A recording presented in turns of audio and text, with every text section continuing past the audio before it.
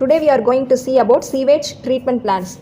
We all know sewage water is full of debris, that is all the dirt and trash will be present in the sewage water. Before letting out the sewage water, it should be treated in a proper way to lessen the pollution and to protect our natural water bodies. So today we are going to see how the sewage water is treated to lessen the pollution.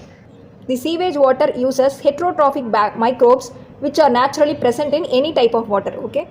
There are a group of microbes called heterotrophic microbes which are naturally present in any type of water. These heterotrophic microbes are also present in sewage water. So what is the meaning of heterotrophic microbes? They use organic carbon as food material. Organic carbon as food. Heterotrophic microbes are group of microorganisms which uses organic carbon as food material. These are called as heterotrophic microbes. Hetero means which depend on others for the food material. So these heterotrophic microbes present in the sewage water is helpful in treating the sewage water.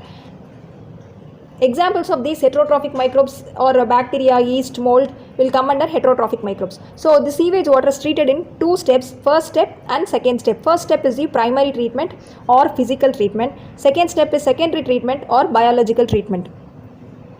In primary treatment, the method is very simple. First step is physical removal of particles, large and smaller particles. Two steps are involved in physical removal of particles. That is, first step is the filtration and second step is sedimentation. Step, sequential filtering, all the floating debris is removed. Debris means all the dirt, trash, everything you call it as debris. So first step is the floating debris is removed through filtration. Now what remains is the soil and small pebbles. These soil and small pebbles, that is you call as grit, is removed by the second process called sedimentation. First step is filtration. In this floating debris, the larger ones will be removed. Next step is sedimentation. In this step, the grit, that is the soil and small pebbles which cannot be filtered, will be removed by the process of sedimentation. What is the meaning of sedimentation? Settling down of heavier particles.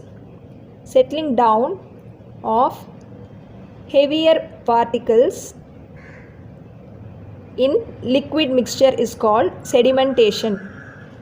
Okay. For example, if you take sand and water, mixture of sand and water, if you allow it to settle for some time, what happens? The sand will go and settle down and water will stand up.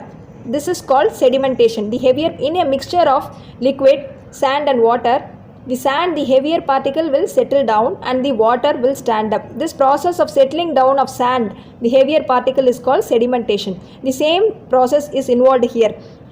The sewage water is allowed to settle down for some time. It will settle as solid and supernatant. So the solid will settle down and the liquid which stands up is called as supernatant or effluent.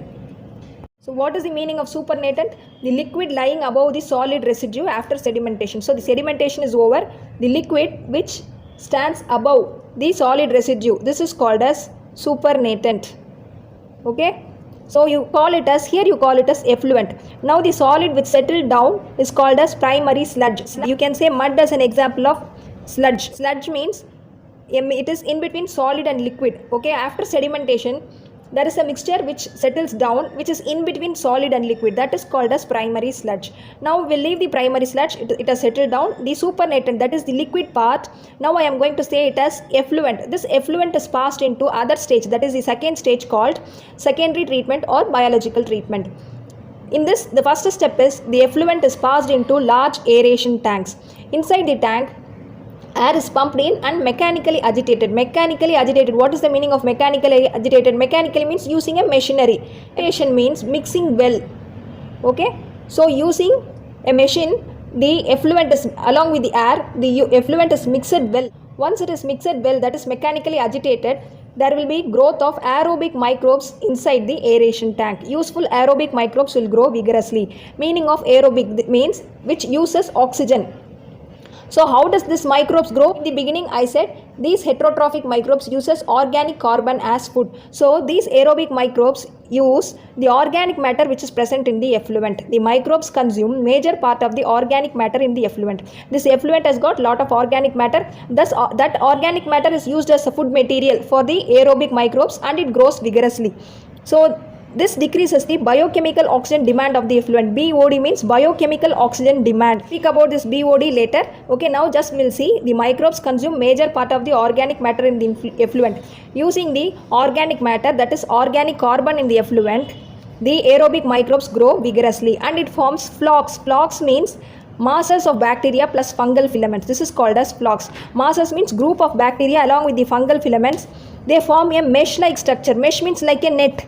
Okay, mesh means net-like structure. These are called as flocs. A mixture of mass of bacteria plus fungal filaments is called as flocs. This will be a mesh-like structure. The sewage water is treated till the BOD is reduced, that is the biochemical oxygen demand is reduced. Till the BOD level goes down, the effluent is treated and it is passed into a settling tank. Now the flocs will sediment. Once it is allowed into a settling tank, what will happen? The flocs, that is the mixture of bacteria and fungal filaments, will settle down. This is called as activated sludge. Okay, the second one which is formed is called as the activated sludge. Activated sludge. In the primary treatment you call it as primary sludge. Here you call this floc sedimentation as activated sludge. In this activated sludge, a major part is passed into another large tank and a small part is pumped back to the aeration tank. Means it is pumped back to the first tank, aeration tank, to serve as inoculum. Inoculum means to act as a beginning material to grow the microbes again. For example, inoculum means you have milk and curd. If you add a portion of this curd to milk, the milk will also will be converted to curd. Same way, adding a portion of this activated sludge will again help the microbes to grow. In this case, you call this curd as a small portion of this curd which is helpful to convert this milk to curd is called as inoculum. You can say this as inoculum. This is an example. Okay. So the same way, a portion of this activated sludge which is helpful to grow the microbes again here in the aeration tank is called as inoculum. That portion of the activated sludge is called as inoculum. Now the major part is passed into large tanks. Here these tanks are called as anaerobic sludge digesters. Anaerobic means which do not require oxygen. These inside this anaerobic sludge digesters, these flocs, sedimented flocs will be sent and the anaerobic bacteria will digest the bacteria and fungi in the sludge. Okay, we saw here the flocs is made of bacteria and fungi. So this is called as activated sludge. Once it enters the anaerobic sludge digesters, these anaerobic bacteria will digest the bacteria and fungi present in the sludge. In this digestion process, what happens is there will be a gaseous mixture which is produced. Anaerobic bacteria will produce gaseous mixture, methane, carbon dioxide and hydrogen sulfide. This is called as biogas and they are inflammable. So they are used as a source of energy. And the remaining part of the water, that is the treated effluent, is now released into the natural water bodies to lessen the pollution. So this is how the sewage water is treated before it is letting out into the natural water bodies. Like biochemical oxygen demand is important. Now we will see about biochemical oxygen demand. That is, microbes has to, for the microbes to grow, it needs food. Okay, this food is the organic carbon present in the sewage water, that is the effluent. Okay, so for the microbes to get this organic carbon as food material, it needs oxygen. This dissolved oxygen is used by the dissolved free oxygen is used by the microbes to extract the organic carbon from the sewage water. So if there is going to be more amount of organic content, then more amount of oxygen will be used. So this means if the organic content is more, the oxygen demand will also be more. Demand of the microbes to utilize the organic carbon present in the effluent is called as the biochemical oxygen demand of the microbes. There is going to be more demand. It means the sewage water is more polluted. The organic content is more. So indirectly it means if the demand for oxygen, that is the biochemical oxygen demand, is more, then it means the organic carbon content of the sewage water is also more. So it means increase the BOD, increase the polluting potential of water. So BOD is a measure of organic matter present in the water.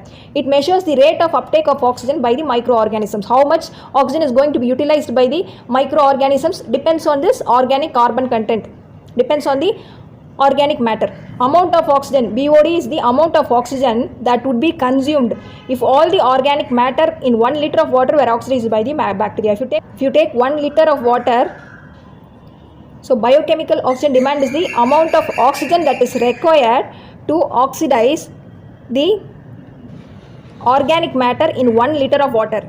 To oxidize all the organic matter in 1 liter.